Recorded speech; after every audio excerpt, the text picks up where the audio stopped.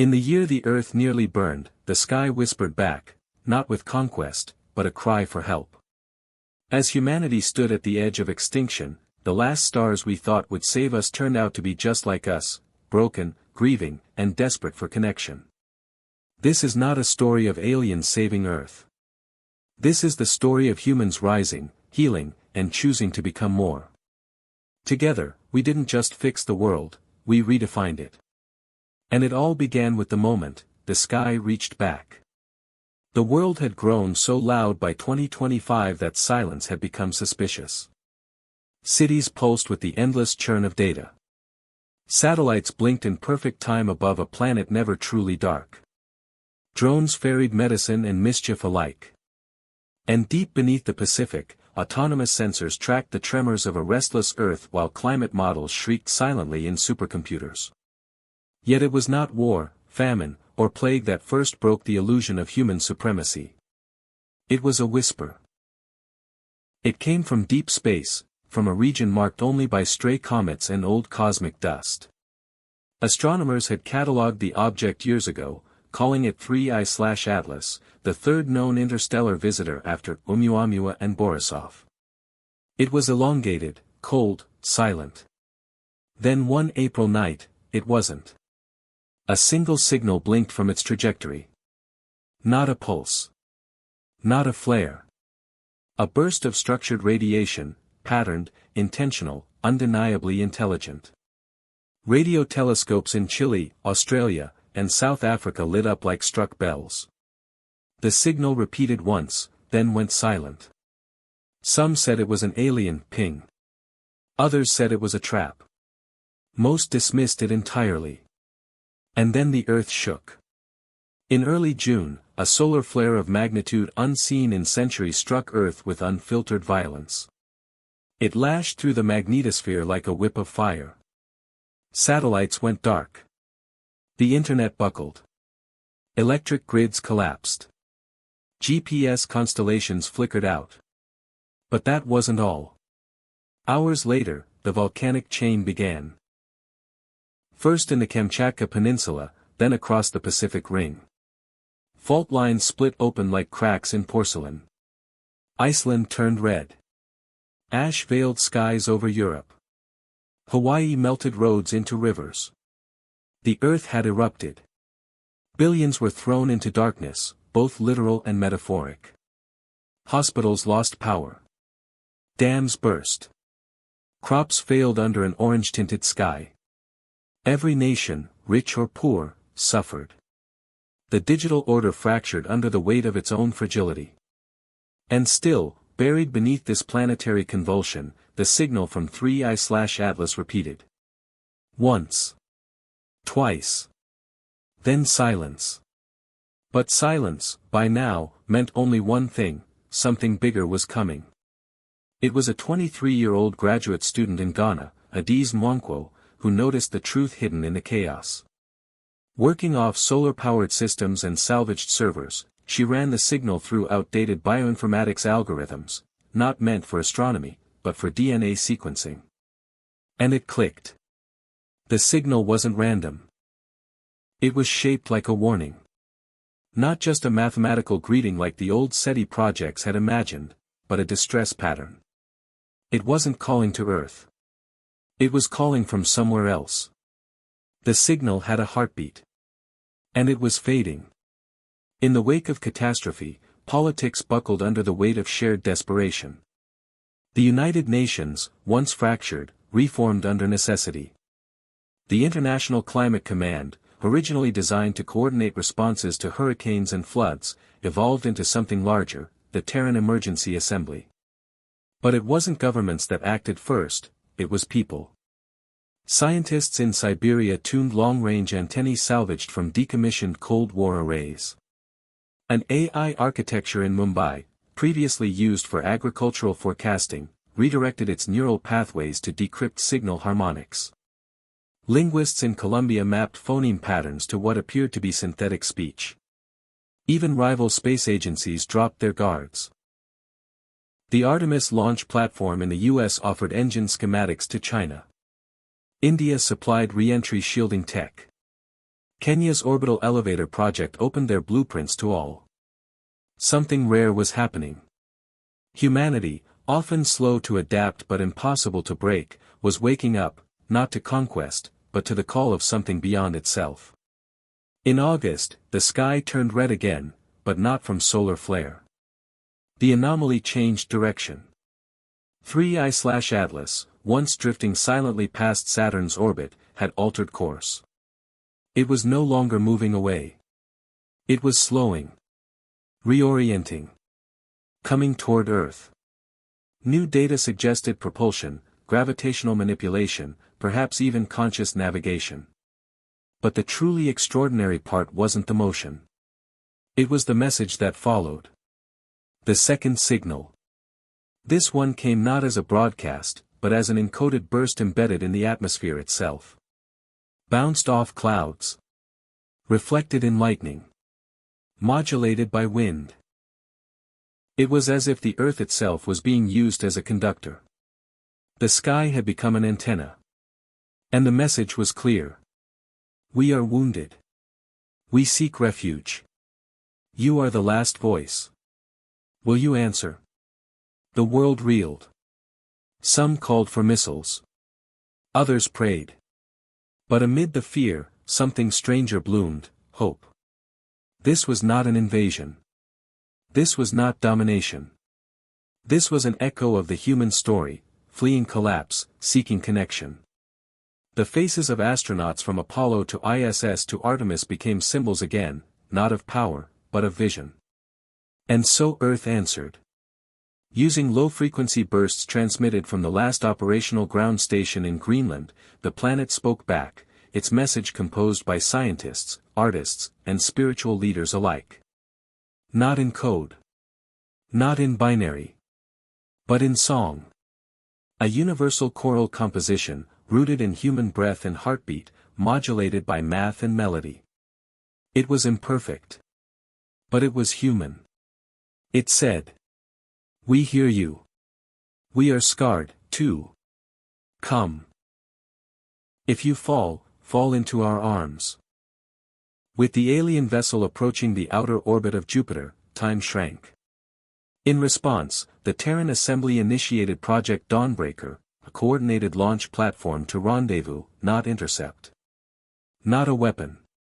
A welcome. Teams across the globe worked under the newly shared motto, solve or perish together. Fusion engineers in France restarted dormant tokamak reactors to supply raw energy. Drone swarms in the Pacific salvaged copper and carbon from sunken ships for hull plating. AI co-pilots were trained using data drawn from every known psychological profile, optimizing not for dominance, but for empathy. The mission would not carry soldiers. It would carry caretakers, healers, linguists, and listeners. Not a first strike. A first embrace. Amid the machinery and code, it was the emotional weight that anchored the mission. Families recorded messages not of pride, but of fear and forgiveness. Priests, monks, and imams offered blessings beside physicists. Children sang lullabies over radio towers. Even inmates in a Norwegian prison built antenna arrays by hand, working by torchlight when the power failed. It was the most human moment in recorded history, not because of what was built, but because of how. Flawed. Fierce. Faithful. On November 18, the ship, no longer 3I/Atlas, but now reclassified as Adari, entered Earth's orbit. It did not land. It hovered. Not out of fear, but reverence. And from it, a single pod descended, slowly, silently, toward Antarctica, where Dawnbreaker's launch base stood amid the ice and ash of a melting world. Inside the pod, unknown life, unknown pain. The final line of Earth's response, etched in solar alloy on Dawnbreaker's launch capsule, was this. Even in ruin, we reach. Even in darkness, we shine. You are not alone. And when the pod touched the ice, the sky did not burn. It wept. The pod did not open for 3 days. It rested quietly on the frostbitten surface of Antarctica, humming with barely contained energy, as humanity watched from every corner of a fractured world. Satellites slowly blinked back to life.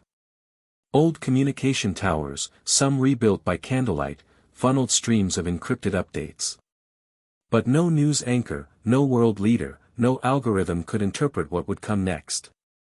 The aliens had arrived. And they had not come to rule.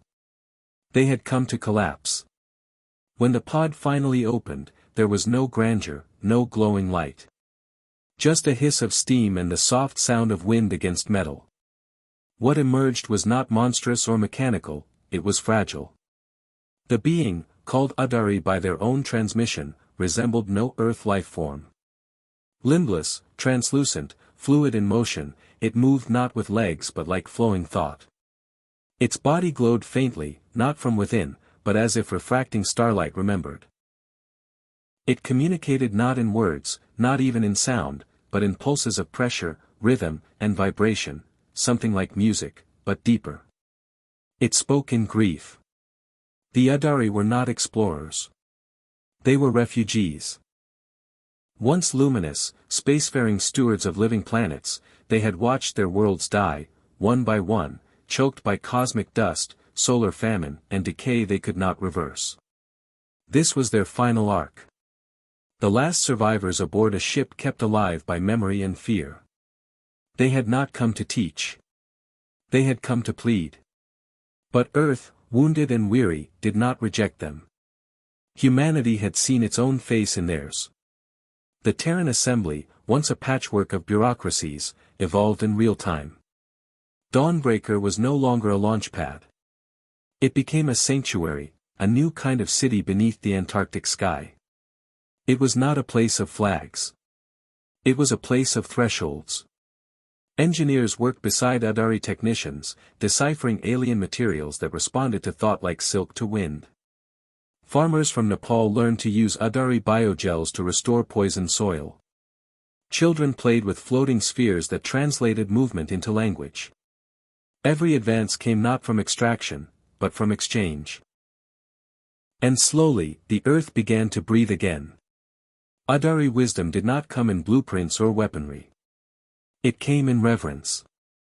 Their technology treated ecosystems as organs, not obstacles. Their vessels were seeded, not built, grown over time from planetary symbiosis. Their engines hummed with frequencies tuned to the heartbeat of celestial bodies. They had forgotten war long ago. And they had never known borders. With their guidance, humans began to unlearn the machine age. In the Amazon, self-sustaining canopy towers filtered air and repopulate species thought extinct. In the Sahara, biothermal clouds brought rainfall, not from tanks or tunnels, but through climate harmonics. Deserts sang again. Coasts ravaged by tsunamis became floating orchards. Cities melted back into green. Power grids shrank while communities grew. And it wasn't perfection. It was partnership.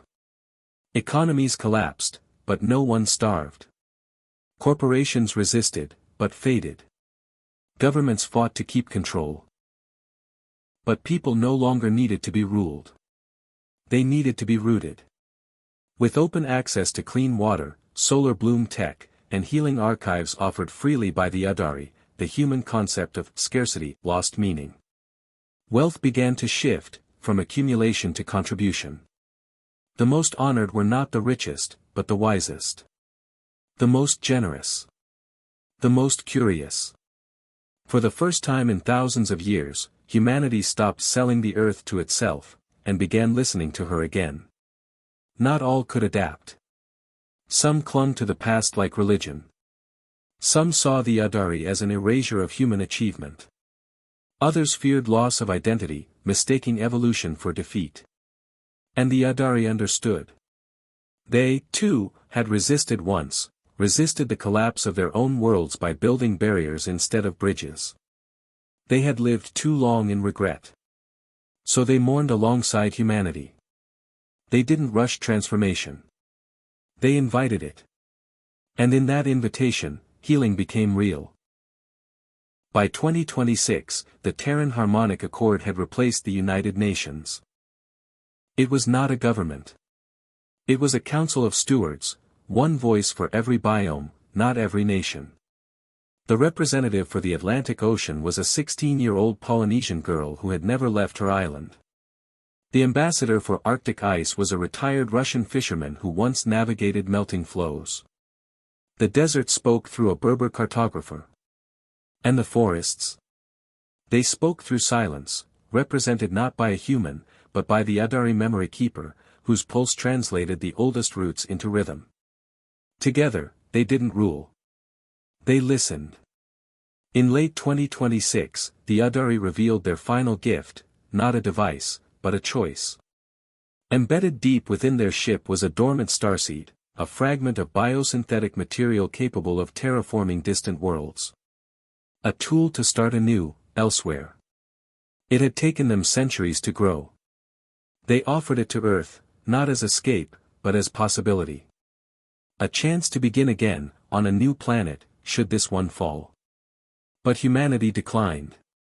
Not from arrogance. From devotion. This world, though broken, was still home. And now, for the first time, humans had the tools, the wisdom, and the will to repair it. By the close of 2027, the world looked neither like utopia nor apocalypse. It looked alive.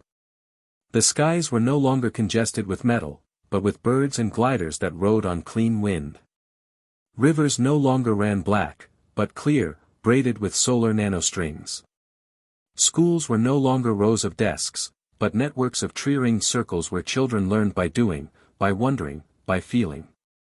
And though the stars still blinked coldly in the distance, Earth no longer looked up in fear. It looked up with belonging. Not all Adari stayed. Some returned to the stars, bearing with them human music encoded in mineral, songs of sorrow, of resistance, of joy. They left behind gardens that would grow for 1,000 years. Others chose to remain, not as leaders or gods, but as neighbors. They lived among coral reefs. Inside geothermal vents. Beside communities that once feared the sky. They did not save humanity. They reminded it. Reminded it of firelight stories. Of soil between fingers. Of lullabies sung during blackouts. Of hands reaching across divides. Of what it meant, not to win, but to endure. In a field where a child once planted a tree beside the wreckage of his home, a forest now stood. The tree bore fruit with seeds that glowed faintly at night, not with radiation, but with memory. And when asked what changed the world, the child's grandmother, now an elder in the harmonic accord, answered simply. The sky called to us. And this time, we reached back. Like, comment, and subscribe if you love these long HFY stories. It supports the channel and lets me bring you more epic sci-fi.